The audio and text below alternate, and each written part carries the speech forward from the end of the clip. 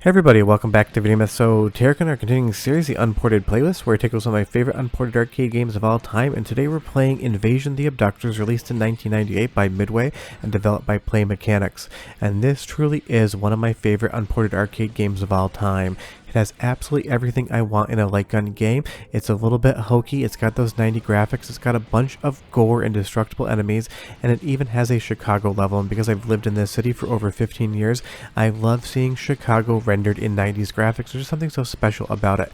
Like right here, we need to shoot this ship until we can release Water Tower Place so we can quote unquote save it. I love when we do save it. It drops down, basically gets destroyed, but we still get the credit for it.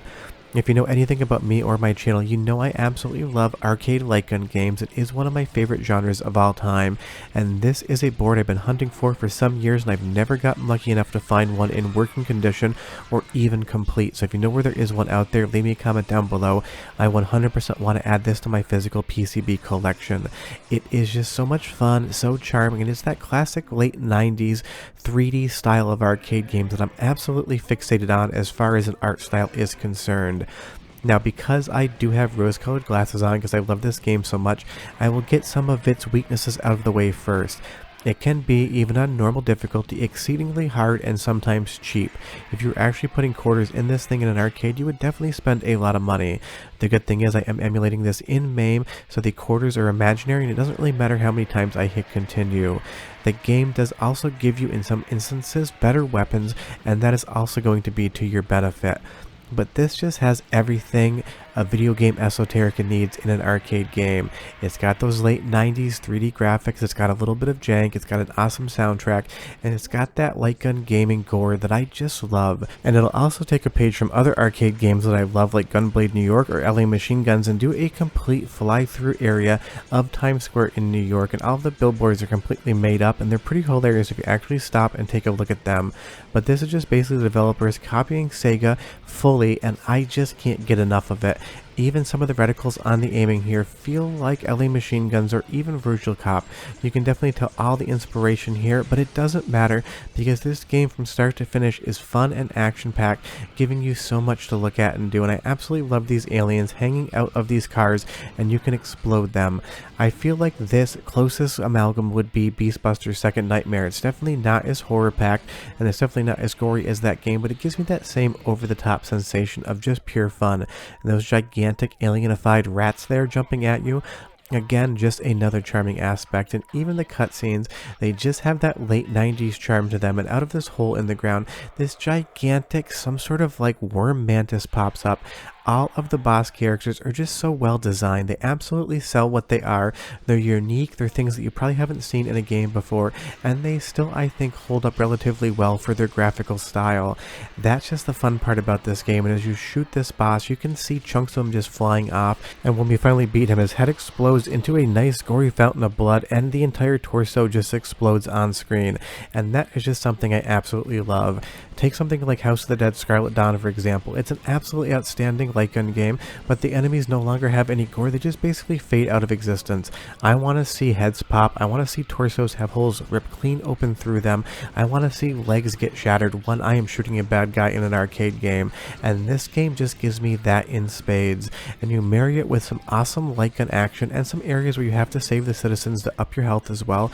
And it just does it for me. This is the type of game, from start to finish, I am just happy playing it. And you add to that an amazing soundtrack that definitely sells the sci-fi vibes, and just have something that I think everyone should be playing if they're a fan of arcade games.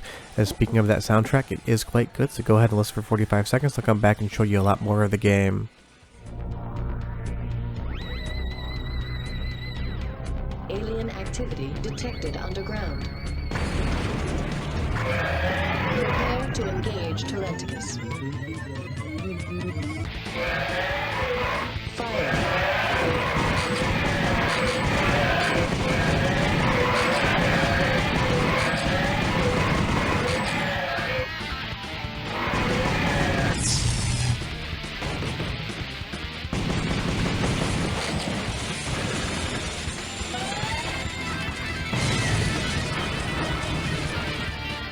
They married a sci-fi soundtrack to a hard rock hair metal guitar soundtrack, and it just 100% works. And I love this boss here. He has multiple stages. He basically explodes his carapace into this meat spider with these gigantic mandibles coming straight towards you. It's like a spider got married to a praying mantis, got married to a fly, and created its whole new creature. And that's what I love so much about this game. The bosses are just so inventive. They are long fights, they are challenging, they are fun, and they are pure spectacle. This is what I love about arcade games. They just basically go for the brass ring. They try to run at 100 miles an hour the entire time, and this game gets away with it. And you'll see here we even get to save the Statue of Liberty, because it wouldn't be a New York level without that. And honestly, in Chicago, I'm surprised they decided to save Water Tower Place and not Soldier Field or some more iconic landmark, because while we do love it here, it is not one of our biggest landmarks compared to the Statue of Liberty in New York, which is synonymous the world over. Now let's move over to the California level, because we basically start out with a chip-style intro sequence. One of these bikers gets abducted and then turns into a biker alien, and we're now going to be fighting an entire biker alien gang on the highway.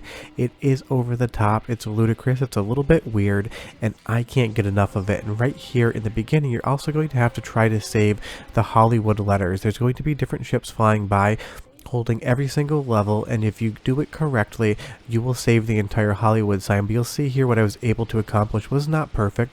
I'm going to go ahead and I'm going to pick up an L right here, and then I'm also going to be able to save the O. I tried to get the D at the last possible second, but unfortunately I blew my load all over the place, and it just didn't work out for me today. Did I just shoot those letters for that joke? You'll never know how I actually do things.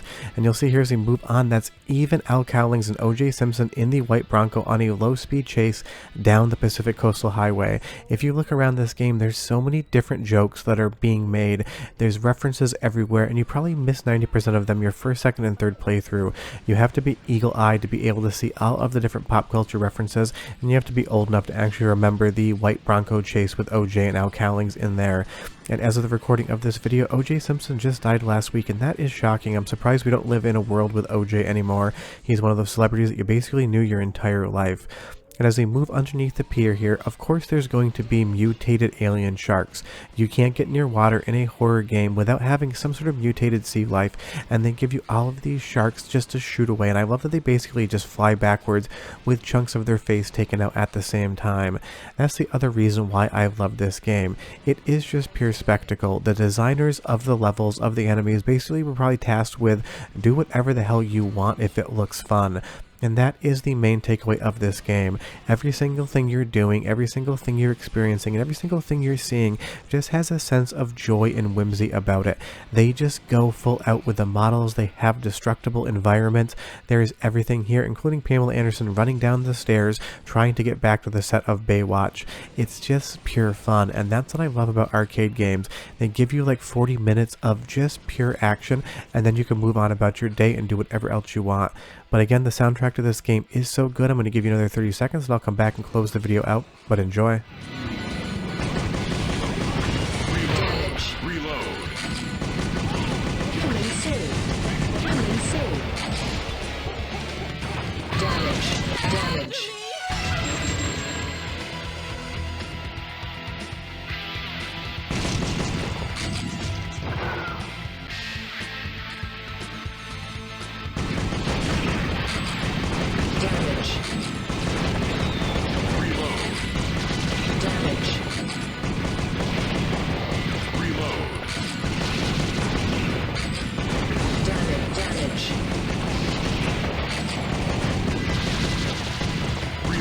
Sometimes it can be slightly hard to hear the soundtrack under the gunshots, but you can still get snippets of it, and I do love it. And honestly, having a Ferris wheel roll towards you and have to shoot it and explode it before it damages you, again, just pure fun. And even the cutscenes in this game are charming. That is the thing about Invasion the Abductors. I can't find a single thing about this game that I just don't absolutely love. The 90s graphical stylings, the light gun genre, all of the gore in the enemies, the little bit of in-jokes and pop culture references the game makes, the challenge level, this just does it for me. This is the type of game that made me love arcade games back in the day. And this is the type of game that makes me collect 3D arcade boards that don't emulate super well. I would show you the mothership level and you'll see that in the long play, but it does have a tendency to freeze, so it can be very difficult to play all 4 levels via MAME emulation. And that is why I'm constantly collecting arcade boards for games such as this, because I want to be able to experience them again.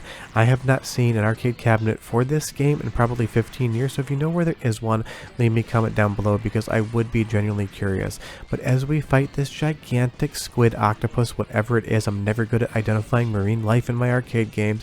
Again, just look at everything going on. All of the gore, he's basically crumbling apart. And at one point in time, you shoot his eye out, and then when you kill him, there's going to be a gigantic hole straight through his torso. This is what I love about 90s arcade games. They were more violent than the home market.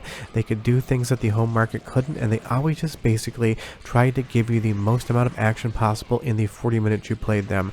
And it's for that reason that Invasion the Abductors is one of my favorite unported arcade games of all time. We have killed that squid right there. He now has a hole straight through him. We are done, and I will see you guys next time. Beware of the ocean, and don't forget to save your load. Bye-bye. Octopus destroyed. Santa Monica Pier completed. Score analysis.